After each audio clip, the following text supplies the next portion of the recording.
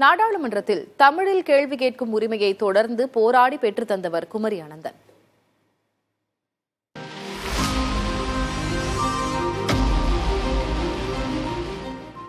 நான் 1977 பாராளுமன்ற உறுப்பினரான போது தமிழில் கேள்வி கேட்கும் உரிமைக்காக போராடினேன்.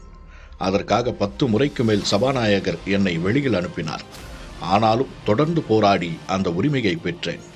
அந்த அளவிற்கு தமிழ்தான் எனக்கு உயிர் என்று மிக சமீபத்தில் கூட குமரி அனந்தன் நினைவு கூர்ந்திருந்தார். தமிழிசை என்று தன் மகளுக்கு பெயர் வைக்கவே தமிழ் மீது அவர் கொண்ட அபாரமான காதல்தான் காரணம்.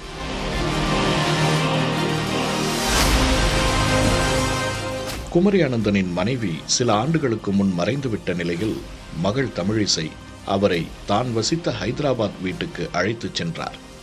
அப்போது தமிழிசை தெலங்கானா ஆளுநர் பொறுப்பில் இருந்தார்.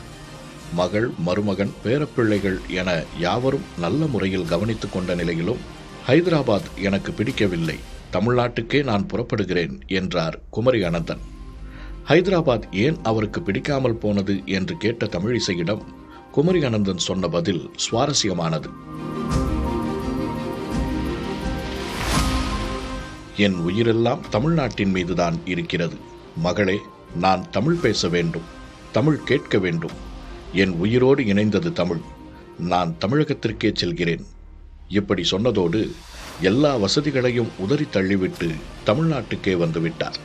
இப்படி இறுதி நாட்கள் வரை தமிழை சுவாசித்த தமிழ் புலவர் குமரி அனந்தன் நிறைவில் தமிழோடு கலந்தார்.